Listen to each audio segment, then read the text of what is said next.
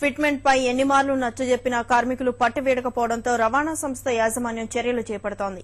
ఇప్పటికే తాత్కాలిక డ్రైవర్ల నియామకం చేపట్టిన యాజమాన్యం ఒప్పంద కార్మికులకు భారీ నజరానా ప్రకటించింది. ఒప్పంద ఉద్యోగులు విధులకు హాజరైతే శాశ్వత ఉద్యోగులుగా గుర్తించాలని నిర్ణయం తీసుకుంది. ఈ మేరకు 2 రాష్ట్రాల్లో ఒప్పంద ఉద్యోగుల క్రమబద్దీకరణ ప్రక్రియ ప్రారంభిస్తున్నట్లు చెప్పిన అధికారులు ఆపత్కాలంలో సేవలు అందించినందుకు ప్రతిఫలంగా ఈ నిర్ణయం తీసుకున్నట్లు వెల్లడించారు. ఇందుకు సంబంధించి డిపోల వారీగా క్రమబద్దీకరణ ప్రక్రియ చేపట్టాలని యాజమాన్యం ఆదేశించింది. ఆంధ్రప్రదేశ్లో 3,800, తెలంగాణలో 3,000 మంది ఒప్పంద కార్మికులు ఉన్నారని తెలిపిన యాజమాన్యం వారంతా విధుల్లోకి వస్తే 50% బస్సులు నడిచే అవకాశం ఉందని వెల్లడించింది.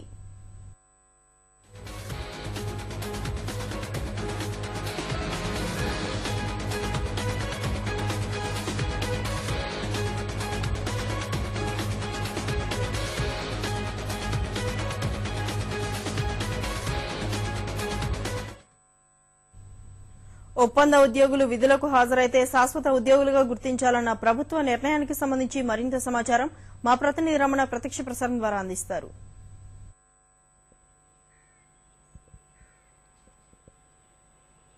ప్రభుత్వ ఉద్యోగులతో సమానంగా వేతనాలు ఇవ్వాలని డిమాండ్ చేస్తూ ఆర్టీసీ కార్మికులు చేస్తున్నట్టు సమ్మె 4వ రోజుకు చేరుకుంది. సమ్మె కారణంగా ఇటు తెలంగాణ రాష్ట్రం, ఆంధ్రప్రదేశ్ అలాగే తెలంగాణ రాష్ట్రాల్లో దాదాపు బస్సులన్నీ కూడా డిపోలకే పరిమితమయ్యాయి. ప్రయాణికుల ఇబ్బందుల దృష్ట్యా ఆర్టీసీ అధికారులు ప్రత్యామ్నాయ ఏర్పాటు చేస్తున్నారు. తాత్కాలిక సిబ్బందిని నియమించడం, అలాగే వస్తున్నటువంటి ఒప్పంద కార్మికులను వెంటనే సర్వీసులు క్రమబద్దీకరణ చేయడం తదితర చర్యలతో వీలైనంత ఎక్కువ సర్వీసు నడిపేందుకు ప్రయత్నిస్తున్నారు. అదే ఇవాళ ఉదయం నుంచి హైదరాబాద్ సిటీలోని పరిస్థితి కొద్దిగా మెరుగుపడిందనే చెప్పాలి. ఉదయం నుంచి దాదాపు సిటీలో ఎక్కువ సంఖ్యలో బస్సులు తిరుగుతున్నట్టు పరిస్థితి ఉంది. నిన్న కూడా దాదాపు 500 బస్సులు నడిపారు. అయితే ఇవాళ హైదరాబాద్ సిటీలో ఎలాంటి చర్యలు తీసుకుంటున్నారు, అలాగే కాంట్రాక్టు కార్మికులను, అలాగే తాత్కాలిక ప్రాతిపదికన సిబ్బంది నియామకానికి సంబంధించినటువంటి పూర్తి వివరాలను తెలియజేసేందుకు మనతో సికింద్రాబాద్ రీజనల్ మేనేజర్ కొమరయ్య గారు మనతో ఉన్నారు. వారిని అడిగి మరిన్ని విషయాలు తెలుసుకుందాం. సార్ చెప్పండి, హైదరాబాద్ లో పరిస్థితి ఏంటి? ఎన్ని బస్సులు తిరుగుతున్నాయి ఉదయం నుంచి?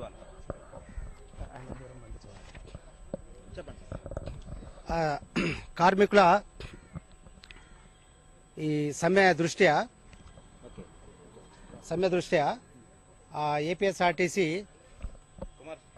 ఏపీఎస్ఆర్టీసీ ప్రత్యామ్నాయ ఏర్పాట్లు చేయడంలో నిమగ్నమైనారు. సో అందులో భాగంగా ముఖ్యంగా కాంట్రాక్టు కార్మికులని క్రమబద్దీకరించాలని నిన్ననే నిర్ణయం తీసుకోవడం జరిగింది యాజమాన్యము. నిన్న నుంచి ఎవరైతే విధుల్లో చేరినారో వాళ్ళందరినీ క్రమబద్దీకరించేటువంటి కార్యక్రమము ప్రాసెస్ మొదలైంది. తర్వాత మిగతా కార్మికులను కూడా ఈ కాంట్రాక్ట్ ఉద్యోగులు విధుల్లో చేరాలని తెలియజేయడం జరుగుతూ ఉంది. అది ఒకటి స్టెప్. మొన్న 6వ తారీఖు నుంచి కూడా ఎవరైతే నిరుద్యోగులు ఉన్నారో హెవీ వెహికల్ డ్రైవింగ్ లైసెన్స్ నుండి కండక్టర్స్ ఎస్ఎస్సి కలిగినటువంటి అభ్యర్థులందరూ కూడా వస్తే వాళ్ళని మా ఆర్టీసీ బస్సులలో వాళ్ళ నైపుణ్యాన్ని, అంటే డ్రైవర్స్ అయితే వాళ్ళ యొక్క నైపుణ్యాన్ని పరీక్షించడానికి ఇక్కడ motor vehicle inspector department, RT department వీళ్ళు వచ్చారు. తర్వాత బందోబస్తు ఇవ్వడానికి పోలీసు కూడా చాలా సహకరిస్తూ ఉన్నారు. సో పబ్లిక్ కి వీలైనంత వరకు ఎక్కువ బస్సులు కలిగించాలి. ఈ ఎండాకాలము, ఈ మే నెల లోపల బాగా ఆదాయం వచ్చేటువంటి టైము, పెళ్లిళ్ళు ఎక్కువ ఉంటాయి, ఎగ్జామ్స్ ఉన్నాయి కాబట్టి వాళ్ళకి ఇబ్బందిని నివారించాలని, తగ్గించాలనే ఉద్దేశంతో, ఆ ఇబ్బందులు తగ్గించాలనే ఉద్దేశంతో ఎక్కువ బస్సులు తిప్పే ప్రయత్నం అందరం చేస్తా ఉన్నాము. తదనుగుణంగా స్టెప్స్ రోజువారీగా ఇంప్రూవ్మెంట్ వస్తా ఉంది. నిన్నటి వరకు మొత్తంగా దాదాపు 500 బస్సులు సిటీలో తిరిగినాయి.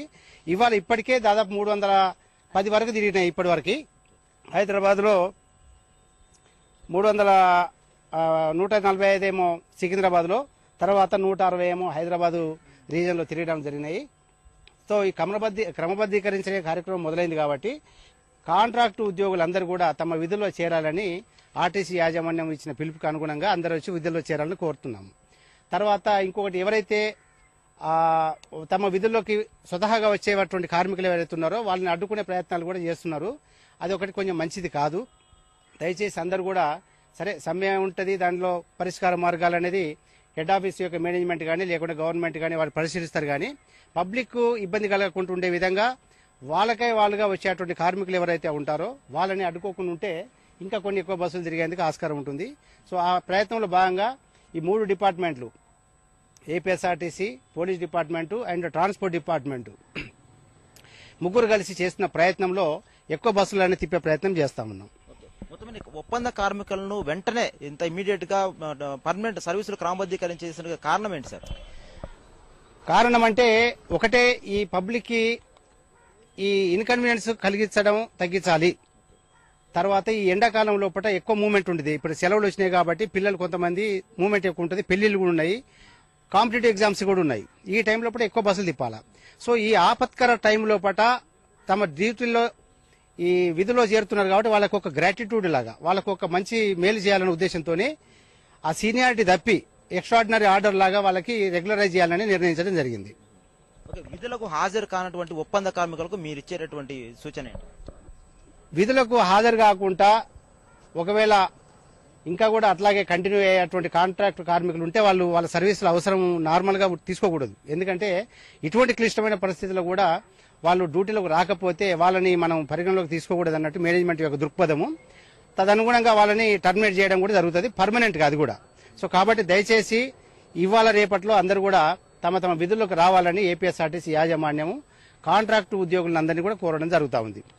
అయితే డిపోలో చాలా వరకు మీరు బస్సులు తిప్పేందుకు ప్రయత్నిస్తున్నప్పుడు కొంత అడ్డుకునేటువంటి పరిస్థితి, ఫలితంగా కొన్ని చోట్ల బస్సు రోడ్లు ఎక్కని పరిస్థితి ఉంది. ఈ వీళ్ళకు మీరేం చెప్తారు? అటువంటి వాళ్ళకి మనం చెప్పేది ఏముంటుంది, మామూలుగా మన ఉద్యోగంలో కూడా భాగంగా మేనేజ్మెంట్ అనుకూలంగా ఇచ్చినటువంటి నిర్ణయాలకు అనుకూలంగా మనం ప్రయత్నం చేయాలి. అందులో భాగంగా మేము అందరు చర్యలు చేస్తున్నాము. ఇక మాకు ఉన్నటువంటి వసతిలో భాగంగా కొంతమందికి వివిధ డిపార్ట్మెంట్ల యొక్క సహకారం తీసుకొని చేయడం జరుగుతూ ఉంది. ఇది పరిస్థితి. మొత్తం మీద ప్రయాణికుల ఇబ్బందులు తీర్చేందుకు వీలైనంత మేర సర్వీసులు నడపడంతో పాటు ప్రత్యామ్నాయ చర్యల ద్వారా తాత్కాలికంగా సిబ్బందిని నియమించి ప్రయాణికులకు ఇబ్బందులు లేకుండా సౌకర్యం కలిగించే విధంగా చర్యలు తీసుకున్నట్టుగా ఆర్టీసీ అధికారులు చెబుతున్నారు. మొత్తం మీద ఈ రోజు అటు ఆంధ్రప్రదేశ్ అలాగే ఇటు తెలంగాణ రాష్ట్రాల రెండింటిలో కూడా అన్ని డిపోల స్థాయిలో కూడా ఒప్పంద కార్మికుల క్రమబద్ధీకరణ చేసేటువంటి అంశం కొద్ది క్రితమే ప్రారంభమైంది. ఇది ఇప్పటికే చాలా డిపోల్లో వెంటనే విధులకు హాజరైనటువంటి సిబ్బందికి వెంటనే నియామక పత్రాలను కూడా అందజేయడం జరుగుతుంది. దీనిలో మిగిలిన హాజరు కానటువంటి కాంట్రాక్టు సిబ్బంది కూడా వెంటనే విధులకు హాజరై ప్రయాణికులకు సేవలు అందించేందుకు తోడ్పాటు అందించవలసిందిగా ఆర్టీసీ అధికారులు కోరుతున్నారు. Over to studio.